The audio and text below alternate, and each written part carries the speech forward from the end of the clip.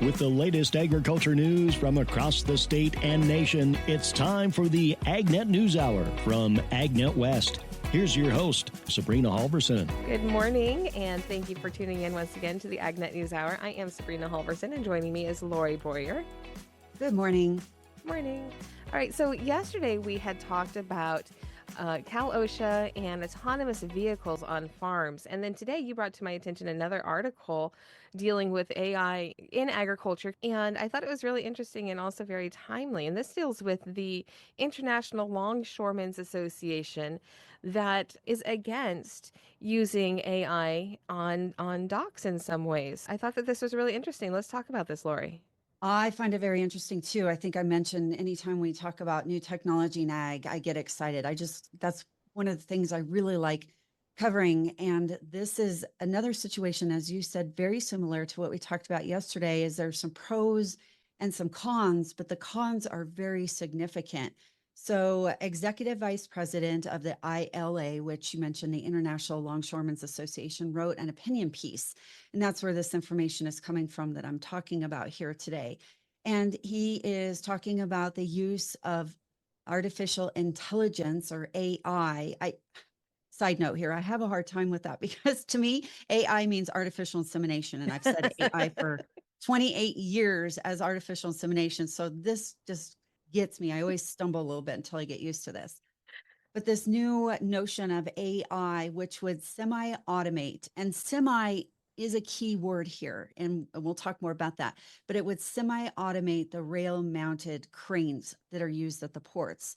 A couple reasons that they are looking into this is because of employment issues. As we know, it's harder and harder to find any kind of labor, let alone labor in agriculture. And in this case, it would be for ports and our perishable goods and the things that go in and out of the ports, but also saving money, because once you install this, it lasts for a long time. I don't know exactly how long, but it lasts for a long time.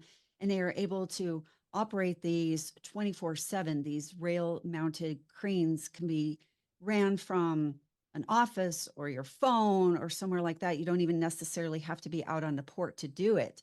So there are the pros on that, but the cons come into play here when we're talking about the labor union, because under contracts, if I understand this right, under contracts, the ILA has to hire so many people and provide these people jobs. They're obligated to that.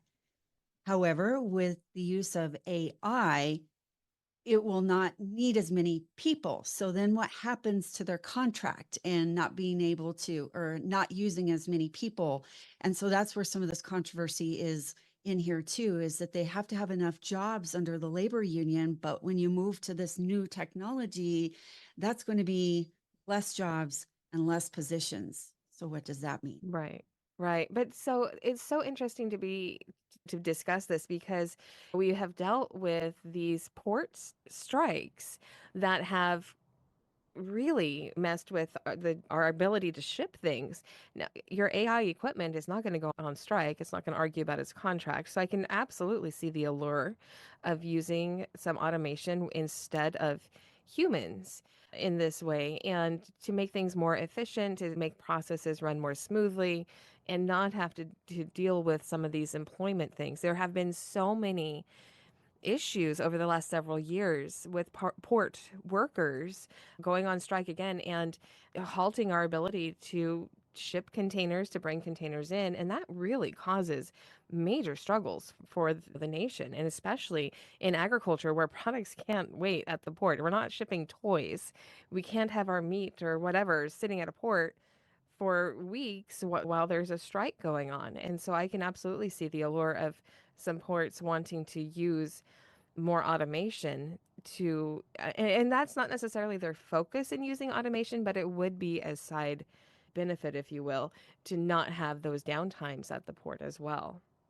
And to your point, we are still recovering from the last short-term strike that we experienced. That was mainly on the East Coast and down through Galveston, Texas, but we're still getting through the backlog of that. And it's at the end of December. And as a matter of fact, I want to say January 5th, in that time period, they're going to be renegotiating and looking at that again. So these strikes Right. are imminent, and we're hearing more and more about that in all sorts of industries.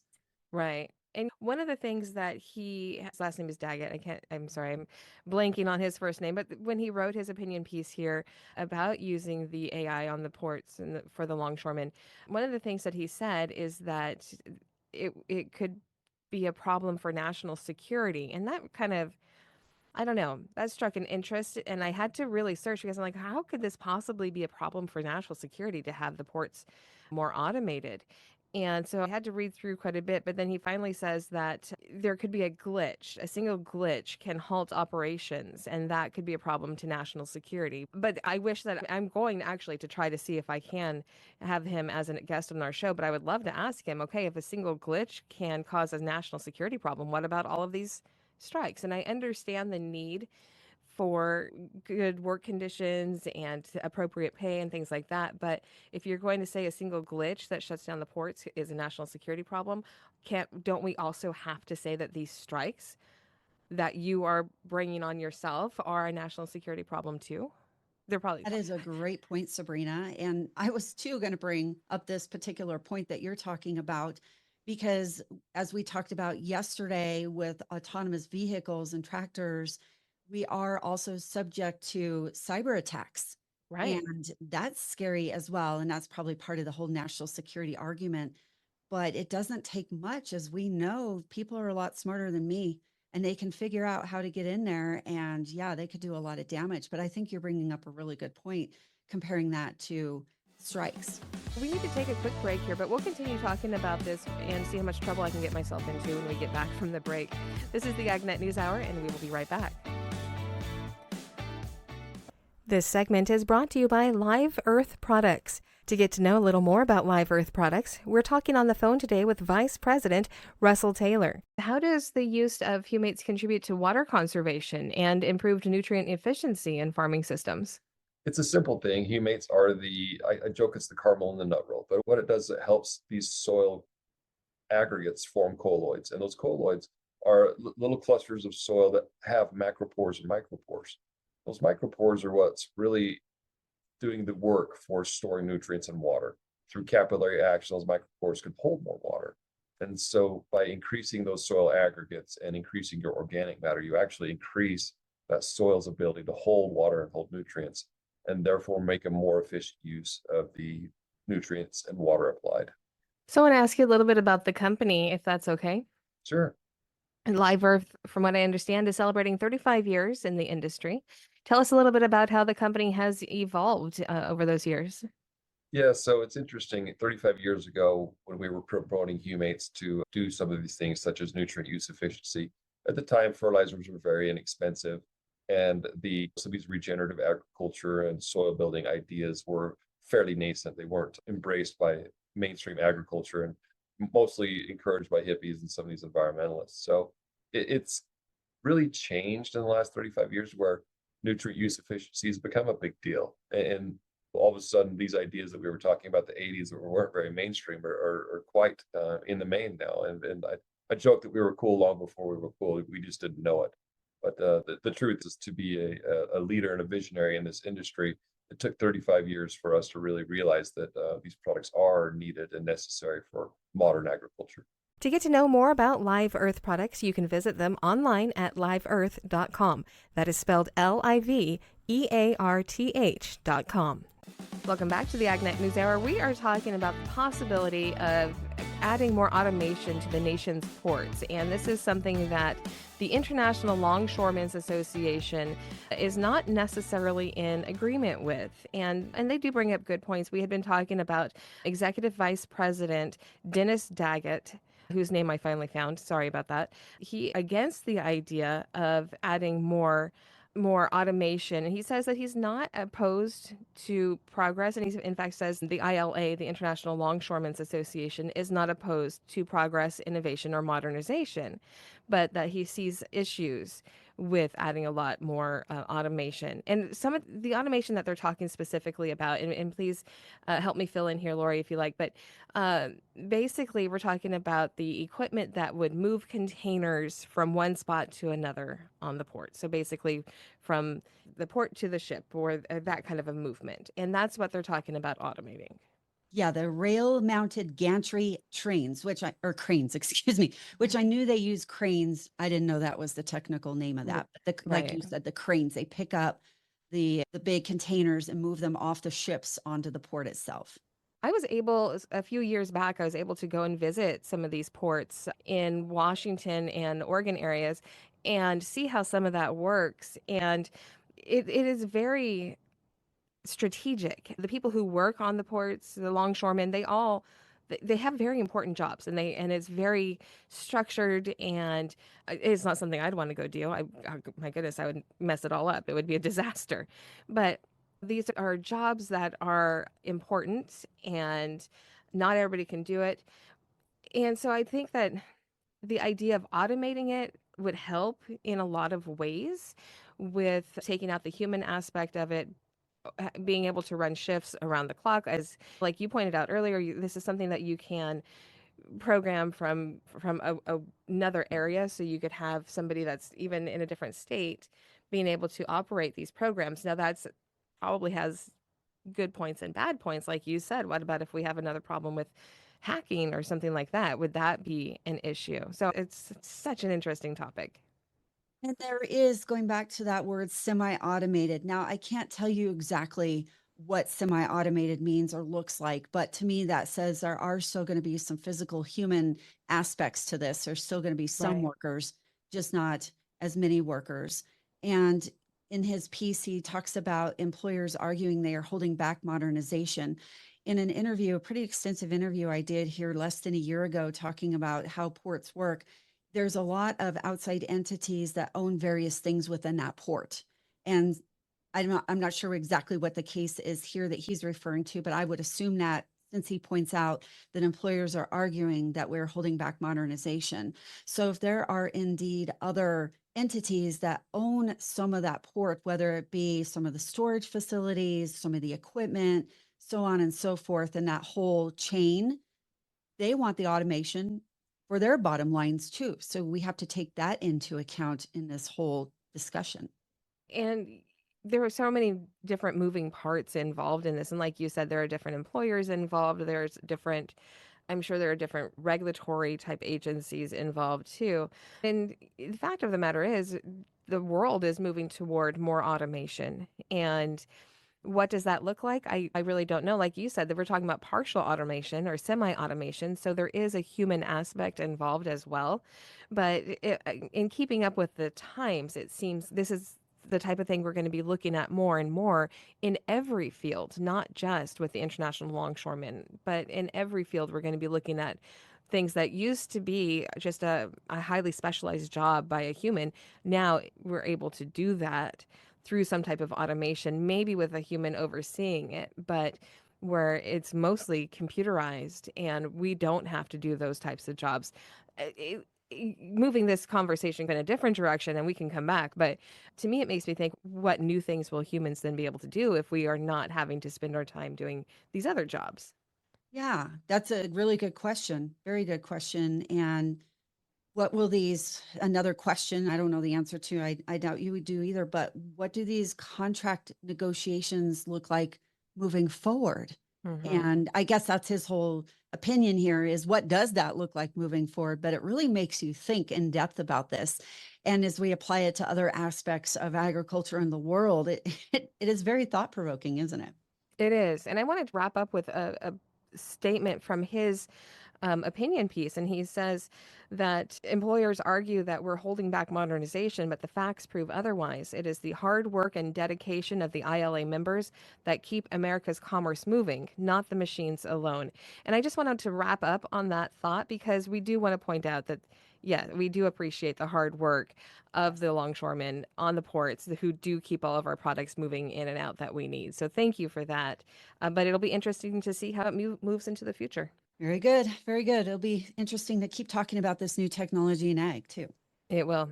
All right, we're going to take another quick break. Then Lorrie will be back with her interview segment coming up, and I will return later on in the show. This is the AgNet News Hour, and we will be right back.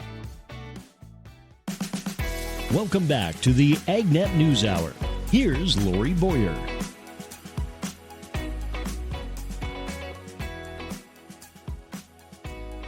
I'm Laurie Boyer, and I am joined by Garrett Edmonds. He is the Director of Government Affairs with the National Cattlemen's Beef Association and the Public Lands Council. We'll be talking about what you're working on here shortly, Garrett, but let's learn a little bit more about you. Tell me about yourself and your background. Yeah, I recently joined the NCBA and PLC team back in July. I'm coming over from the Hill where I worked with Senator McConnell's office. I was a legislative correspondent for the leader, where I worked on a number of issues from agriculture, energy, and environmental policy. Originally from the Commonwealth of Kentucky, where I have a second generation cow-calf operation here. And thankfully, I'm joining you from the farm here in Kentucky. Thankfully, I'm home for the Thanksgiving holiday. So I'm excited to be here with you and appreciate you having me. All right. Well, thank you for that information. And so we'll start off here today by talking about Representative Doug LaMalfa from California. He's a Republican, being elected to the Western Caucus chair, and what that means here for cattle producers. Yeah, I mean, I think, Congressman LaMalfa is a seasoned advocate for issues in the West. He understands the multiple use issues along with the wildfire issues that the West often faces when dealing with federal lands. And I think he's going to be a great individual to fill the role of Congressman Newhouse, who has done a phenomenal job bringing a number of congressmen and individuals together, leading a very successful coalition of members to actually represent Western issues very well. I know recently the House Natural Resources Committee hearing took place. Let's talk more about that hearing, Garrett. Yeah, so last week, the House Natural Resources Subcommittee on Federal Lands held a hearing to discuss a number of pieces of legislation.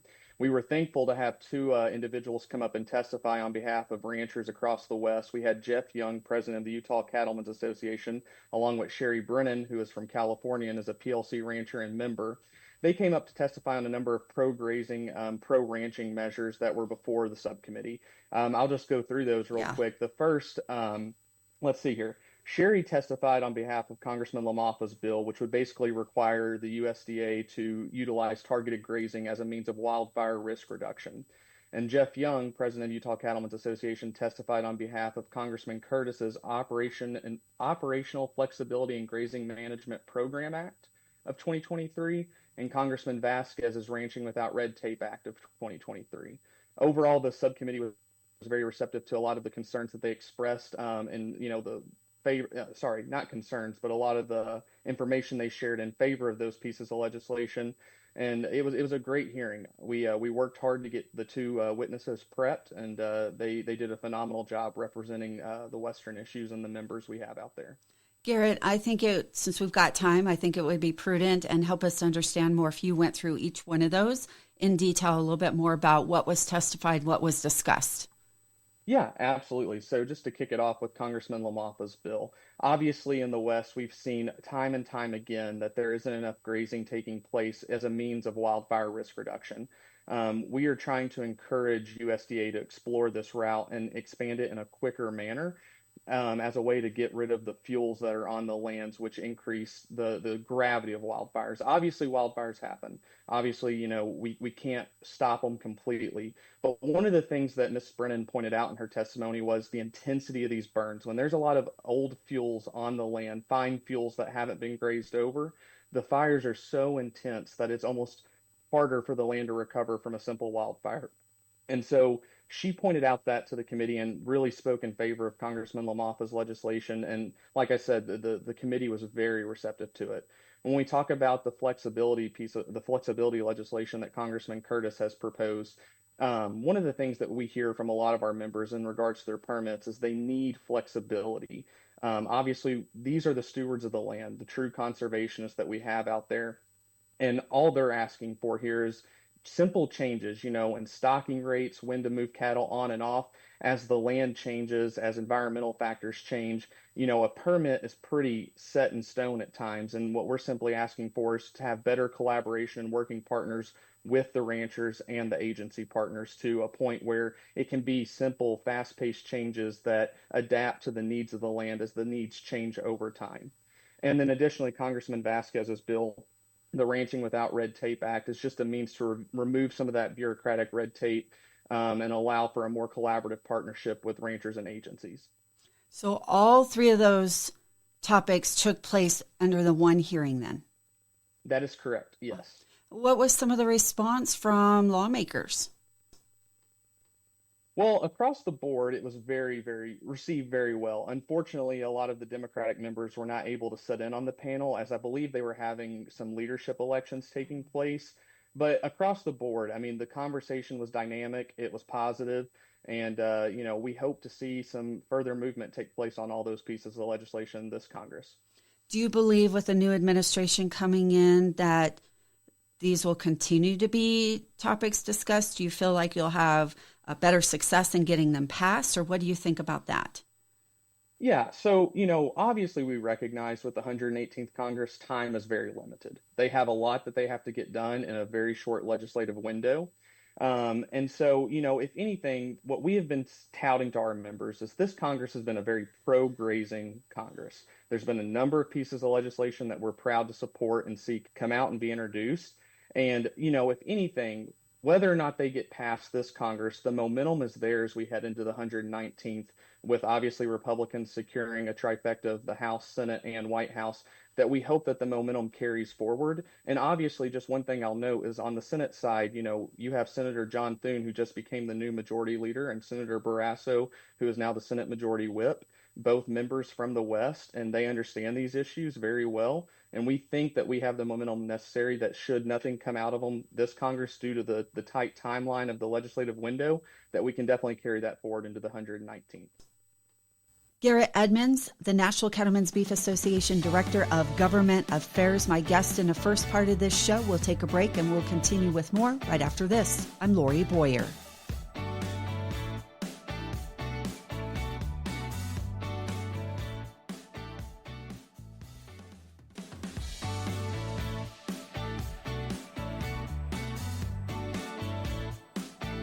Welcome back. I am now visiting with Tony Hedrick, Director of Brokerage Services with CHS Hedging. Tony, let's talk about geopolitical events and what that means for the agriculture industry. Yeah, absolutely. So I guess I would tend to suggest that geopolitical events worldwide tend to affect different commodities in different ways. I know I focus on energy and fertilizer, and certainly some different areas and geographies around the world are more susceptible to geopolitical risks. Certainly energy and fertilizer probably funnel up to the top in that regard. But one thing that I think we certainly can view from a worldwide perspective is the impacts of geopolitics and its impact on supply primarily. And so a lot of the geopolitical issues that we've seen in the Middle East and Ukraine and elsewhere really haven't had an acute impact on supply. Now the market's always on lookout for that type of situation, and we would react accordingly as such. But much of the concern related to Middle East strife has been in areas that aren't necessarily centric to the energy slash fertilizer space. And so the volatility component actually that we've seen over the course of the last several years, I look back to 2020 and 2021 and 2022, volatility related to a number of different factors, geopolitical is one, was really elevated. A lot of those concerns have generally dissipated because the geopolitics are not necessarily impacting supply at this point. Okay, so that's kind of contrary to some of the things then that we've seen, because as I understand in a lot of other reports that I've done, like potash, for example, I guess that's a main example. Don't we get a lot of potash from the Russia area? Yeah, certainly we do. Much from Canada, much from, sort of the Belarus area within that geography. And so, certainly some of the fertilizer supplies have been impacted by that, whether that be from a tariff perspective or otherwise. Natural gas is one that had been an elevated concern, certainly over the course of time, for supplies into Europe and its production of nitrogen as an example. And so, historically, those have generally dissipated. But yeah, pinpointing to potash in particular, I certainly think we have to keep in mind, the centralized supply points for that particular product are really subject to issues within the geopolitical realm. But as it relates to crude oil, as an example, I guess I would note, maybe the opposing view in that we have seen limited supply disruptions and impacts. OPEC in particular has a lot of spare capacity. They've been, I think, managing the global marketplace very well within their production plans, and so within that process, they've got a lot of spare capacity, and so that spare capacity is at the ready upon any issues that would impact supply in certain geographies around the world, and so that tempers the amount of concern in that regard. I would also note along those same lines, Lorrie, one thing that I think is important is really the advances in production of both natural gas and crude oil that we've seen in the United States. The more that we can produce here within the United States, the more of that product and that process stays localized, the less volatility that we have with respect to geopolitical issues worldwide. And Tony, what are some other dynamics that are driving the markets, driving energy and fertilizer sectors that have implications for U.S. farmers? Well, I think we have talked about supply and the geopolitics around commodities, energy and fertilizer in particular, but there's also that demand component, and so we look at demand for energy is something that's really a key driver in forward price direction, and it's been generally decent worldwide. But there's been a lot of concern with respect to demand in China in particular, with some of the economic struggles that they've seemingly had in their country and that region more holistically. And that is one of a tempered demand view. And so that's really been a point in trade that is limited any substantial upside prospects here of late. Okay. What else is important for farmers and ranchers to know? Well, one thing I really key in on here, and we generally at CHS Hedging key in on, is that margin view.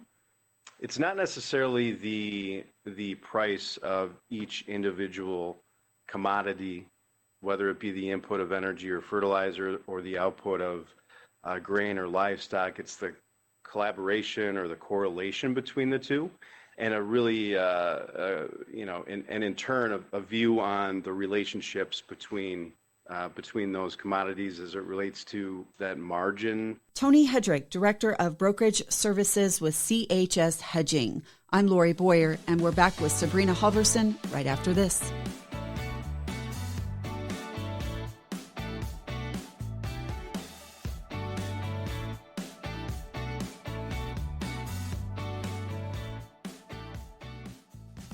Welcome back to the AgNet News Hour. Here's Sabrina Halvorson. It's time for this week's Almond Update, brought to you by the Almond Board of California. You can find them online at almonds.com. And for the Almond Update this week, I am at the Almond Conference taking place in Sacramento. Today is the last day for the Almond Conference. Now, earlier in the week, on Tuesday, they had the State of the Industry presentation. Clarice Turner, President and CEO of the Almond Board of California, was the main speaker at the presentation. I got to talk with her right after that. All right, we are here at the Almond Conference, and you just got off stage where you were giving us the state of the industry, an excellent presentation that went into many aspects of the current almond industry. If you were to pick out a couple of key points, what would it be that you'd want our listeners to know? Oh, I think most definitely that we're seeing momentum in demand, very much so in our key markets and really importantly in our developing markets too. So for both of those to be growing, that's really great news. And we're also seeing really tangible signs of demand just from the shipments. And I know that I've been quoted several times about shipping more than 200 million pounds 10 months in a row last crop year, and then already twice this crop year, which we haven't seen ever. And our carryout's down, which is really good. And we sold 300 million more pounds last year than we produced. That's super helpful, and those are really good signs, along with the tangible growth, 1.6% in the U.S., 3% in Western Europe, and 21% in India, which is, wow, okay. Again, we haven't seen it in a long time. So those are some industry records, and they're really positive signs. Let's talk about almond sustainability for a minute. Some very important key points were made about the sustainability story of almonds. Yep, and we rock in a lot of different areas. One of them for sure is our carbon footprint. And I'm pretty sure you heard me say it's 30 million metric tons what we've already sequestered from the air just with the trees in the ground right now. And about 18 million every year come out of the air. So that is a significant impact. That the 30 million is equivalent to all the passenger cars in Oregon, California, Washington, and Texas. So that's a lot. That is significant when we're talking about the amount of carbon reduction just from the almond industry in California. It's amazing. Yeah. Sorry, I paid attention to her, Sure. so ask that one again. Sure. That's No, okay. that's okay. That is a significant amount of carbon reduction when you're talking about the almond industry in California. If we were to remove that many, and there's no way we ever could remove that many passenger cars, right? Of course not. And at the end of those trees' lives, at least half of them, right, they do whole orchard recycling. So all that carbon that they've sequestered, all that, those 25-year life of the tree, is going right back into the ground. Right. We used to burn them. Right. So it's a huge step in the right direction in terms of really respecting the environment. The other thing that we talked about too was bees. And of all of the bee-friendly certified farms in the world, 86% are almond orchards. Yeah. That was another really cool fact. Right. Because we know, obviously, bees, pollinators in general, but especially honeybees, are extremely important to the entire environment, but also for the almond industry. But I also want to ask you about water, because the water story about almonds is very important as well, and has often been misinterpreted. But there's truth in this story. Will you tell us what that is? Yeah, absolutely. It's been hard to measure over the years, which is one of the challenges across all of ag, not just almonds. But if you look at our usage across like the last 20 years, we've seen significant declines in the amount of water that it takes to produce the yields. In part, that's the trees that we're using and science that's gone into the research and producing trees that are more efficient in using water. It's also the technology of the watering systems themselves, right? And really going to that micro drip situation and knowing like where the roots spread out. I know enough to be dangerous about the science behind it, but believe me, I sat through a lot of almond board sessions on how to be absolutely as most efficient as we can with every drop. But the important thing and the differentiator for almonds is that for every drop, we're getting 4 crops. Right, and it is a nut that grows in a hull, or grows in a shell, that grows in a hull, that grows on a tree, and we use all 4 of those things, so it's zero waste. And that's not something that can be said about every crop. And it is such an important part, I think, of the almond stewardship, or the almond sustainability, that there are 4 crops coming. And I think one thing that the consumer sees is just that kernel that the consumer either eats or uses flour or whatever, but they're very familiar with the kernel, not as familiar with all the other ways that the other parts of the almond entirety is used, right? It's interesting because the other crops go, so the hulls and the shells right now go to to animal feed, right, and or bedding, right? We also have tests for the hulls to be going to human food. We've applied for grass status probably next year, and there'll have to be a whole industry that pops up around how to process them. But they're really high in fiber and other nutrients, and I can see that they're going to get really quickly scooped into probably consumer packaged good manufacturing scenarios where they're really trying to formulate with new ingredients to make products healthier. It's funny, we had a call from a Canadian dairy, and they're like, is there anything that you're doing special in California to your cows? Are you feeding them anything differently? And the answer is, yeah, almond hulls, which is really funny because I guess there's certain nutrient contents that were way higher in California milk, and they were checking it out, and they're like, why is there this difference? Yeah. And I don't know if it truly is related, but it was an interesting phone call to get. Yeah. And a fun one too. And I love being able to promote California products like that. For our last point about almonds, let's talk a little bit about the health aspect, because there have been some really good studies that show exactly how healthy and the different ways that almonds can help us. And today we just debuted our one pager. There are literally so many good things that almonds put into the human body. I was like trying to get my head around it. And one day I'm like, can we just draw a human body and put all the things that almonds positively impact? If you draw them into a summary, you would say that it's gut health because of the fiber, it's heart health, cardiometabolic health, and probably brain health from a lot of different angles, and that's what that one pager really pulls together. But there's so many things, and there are things in this space where there's a lot of innovation happening right now in food as medicine as well as plant-based foods around the world. Thank you again for taking some time. You literally just walked off the stage from doing the state of the industry in front of everybody here at the Almond Conference. I really appreciate your time. If you had a final message for our listeners, what would that be? Be confident. There's a great future ahead. We're not out of the woods yet, but there's a lot of great signs. All right. Thank you so much. That is this week's Almond Update from the Almond Board of California. This is the AgNet News Hour. I'm Sabrina Halvorson, and we'll be right back. This segment is brought to you by Live Earth Products. To get to know a little more about Live Earth Products, we're talking on the phone today with Vice President Russell Taylor. How does the use of humates contribute to water conservation and improved nutrient efficiency in farming systems? It's a simple thing. Humates are I joke it's the caramel in the nut roll, but what it does, it helps these soil aggregates form colloids. And those colloids are little clusters of soil that have macropores and micropores. Those micropores are what's really doing the work for storing nutrients and water. Through capillary action, those micropores can hold more water. And so by increasing those soil aggregates and increasing your organic matter, you actually increase that soil's ability to hold water and hold nutrients, and therefore make a more efficient use of the nutrients and water applied. So I want to ask you a little bit about the company, if that's okay. Sure. Live Earth, from what I understand, is celebrating 35 years in the industry. Tell us a little bit about how the company has evolved over those years. Yeah, so it's interesting. 35 years ago, when we were promoting humates to do some of these things, such as nutrient use efficiency, at the time, fertilizers were very inexpensive, and some of these regenerative agriculture and soil building ideas were fairly nascent. They weren't embraced by mainstream agriculture and mostly encouraged by hippies and some of these environmentalists. So it's really changed in the last 35 years, where nutrient use efficiency has become a big deal. And all of a sudden, these ideas that we were talking about the 80s that weren't very mainstream are quite in the main now. And I joke that we were cool long before we were cool. We just didn't know it. But the truth is, to be a leader and a visionary in this industry, it took 35 years for us to really realize that these products are needed and necessary for modern agriculture. To get to know more about Live Earth products, you can visit them online at liveearth.com. That is spelled LIVEARTH.com. Welcome back to the AgNet News Hour. Here's Sabrina Halvorson. We are wrapping up the day today with some national agriculture news. Many of the nation's crop producers may be in for another spell of low prices and narrow margins. Gary Crawford has more.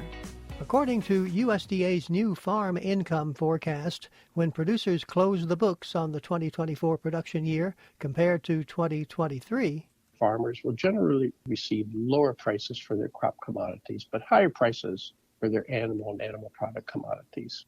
But leaving overall U.S. net cash farm income down from last year. This from the head of USDA's Economic Research Service, Spiro Stefano. He told us, net cash farm income is forecast to be at $158.8 billion in 2024. This is a 1.1% decline from 2023. This decline coming in spite of an 8.4% increase in cash receipts for animal and animal products and a projected 1.7% decline in farm production expenses. Those were not quite enough, though, to fully counter the sizable declines in prices for most crops. Stefano says cash receipts are expected for crops down pretty much across the board. Corn is forecast to drop nearly 23%, soybeans just over 14%, cotton nearly 29%, wheat's dropping as well. So the nation's crop farmers are trying to manage falling crop prices, shrinking profit margins, or in some cases no profits at all. This has been the trend since 2022. So when is this going to turn around? And it's a tough question. I mean, it's a natural question, but it's a tough question. And I don't have a good answer. But we'll take this bad answer anyway from USDA's chief economist, Seth Meyer. He says in years when farm income turns really good, what happens is you get this confluence of forces which add a shock and give you a short price run until the market resolves itself, right? Whether that's a series of combined supply shocks from weather around the world, or whether it's a war, or whether it's some other event that comes along and knocks us off this path of narrow margins. So I don't know how long it's going to last, but if you look back in time, these narrow margin periods are more common than 2022 type years by far. Meyer says that's why so many producers set aside money during the good times to have when times are not so good. Gary Crawford reporting for the U.S. Department of Agriculture. The first U.S. drought monitor of December points to a month-over-month decrease in drought coverage for the country and for winter crop and commodity production areas. Here's Rod Bain. When it comes to the U.S. drought monitor around the first week of December, the look at crops and commodities in drought is usually a short one. USDA meteorologist Brad Rippey says after all, we're in the northern hemisphere early winter at this point, so it's pretty much the off season for agriculture, except in some of our winter ag areas of the deep south. Yet there is notable news about drought coverage of crops and commodities per the drought monitor for the period ending December 3rd. The reason? November turned out to be quite stormy in much of the western and central United States. That was good news in terms of drought reduction or eradication. So regarding the lower 48 states in drought over the month of November, October 29th, the U.S. Drought Monitor, we saw a drought coverage in the United States a little over 54%. And that was the highest U.S. drought coverage in about 2 years, going all the way back to December of 2022. Stepping forward about 5 weeks to December 3rd, we've seen that drought coverage come down more than 10 percentage points. We currently stand at a U.S. drought coverage of 43.64%. So heading in the right direction. How does that translate into crops and commodities in drought? Start with winter wheat. It's been basically all planted at this point, except in a few southern fields. And we show, as of December 3rd, that 29% of the U.S. winter wheat production area experiencing drought as we begin the month of December. That is down significantly from a autumn peak of 62%, that occurring on October 29th. I'm Rod Bain reporting for the U.S. Department of Agriculture in Washington, D.C. That's our show for today. I'm Sabrina Halvorson. On behalf of Laurie Boyer and myself, thank you for tuning in. To get more information on the topics you heard today, visit AgNet West at agnetwest.com. You can also stay connected by following us on our social media at AgNet West on Facebook, Instagram, and X. Also look for Sabrina Halvorson on Facebook, and be sure to subscribe to our podcast by searching for AgNet West on your podcast app. Thank you for listening to the AgNet News Hour from AgNet West. AgNet West Radio Network, your primary choice for agriculture news.